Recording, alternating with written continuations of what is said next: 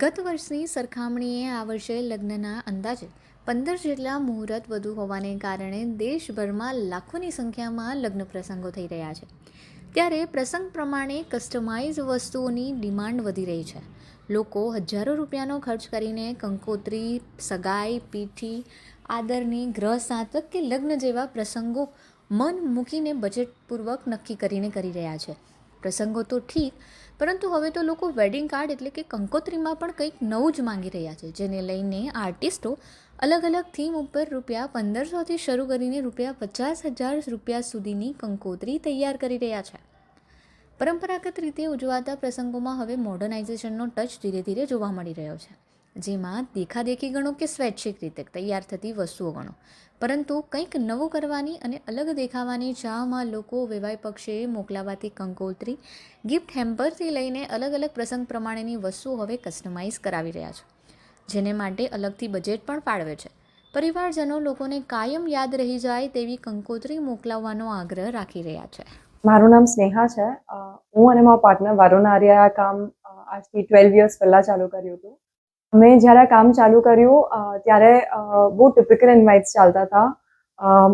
ઉપર ખાલી બસ ગણેશજીનો ફોટો હોતો હતો કે રાધાકૃષ્ણનો ફોટો હોતો હતો. અમને ઘણો મોટો ગેપ દેખાયો ક્લાયન્ટની નીડ્સમાં અને જે એક્ઝિસ્ટિંગ માર્કેટ હતું એમાં. એટલે અમે જ્યારે કામ ચાલુ કર્યું ત્યારે અમે આને ક્રિએટિવ ટચ આપ્યો. વી ડીડ ઇન્વાઇટ્સ જેની અંદર ચાંદીની મૂર્તિ હોય.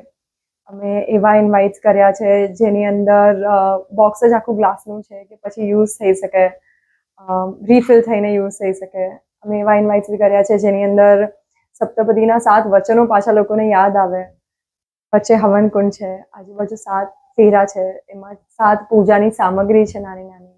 એટલે દરેક ક્લાયન્ટની નીડ સમજીને, એમનો ટેસ્ટ અને એમનું ચોઇસ સમજીને આખું સ્ક્રેચથી ડેવલપ કરીએ છીએ અમે.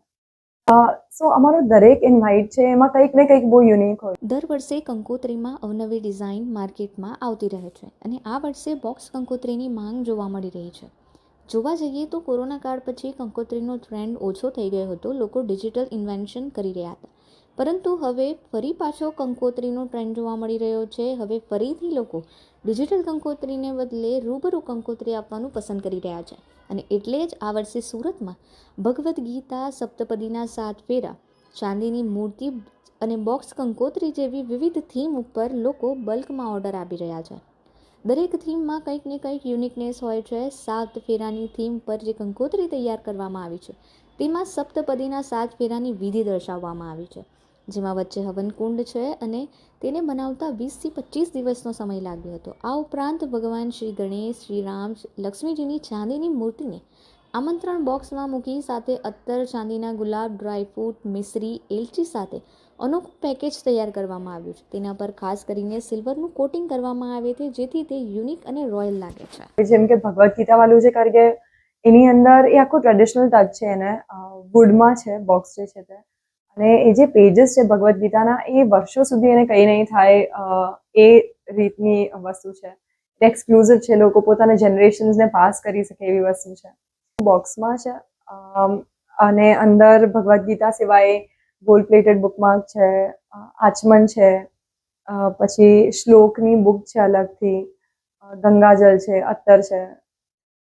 અને એને તમે કહી શકો છો કે 500 વર્ષ સુધી એને કંઈ નહીં થશે. એના પેજીસ ને એનું પ્રિન્ટિંગ એ લેવલનું છે.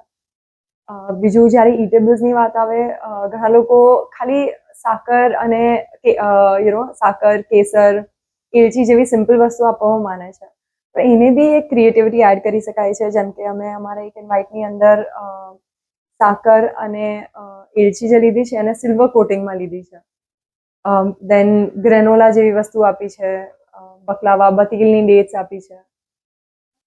સો ક્રિએટિવિટીને કોઈ પ્રાઇસ ટેગ તો હોય નહીં, પણ ક્લાયન્ટનું નીડ સમજીને અને ધ કાઇન્ડ ઓફ મટીરિયલ અને એક્સપર્ટીઝ જે અમે આમાં એડ કરીએ છીએ, જે કન્સેપ્ટ એડ કરીએ છીએ, તમે કહી શકો કે are pricing would fall between 1500થી લઈને 50,000. સામેવાળીની જે રિક્વાયરમેન્ટ છે એ પ્રમાણે વસ્તુ ક્રિએટ થઈ.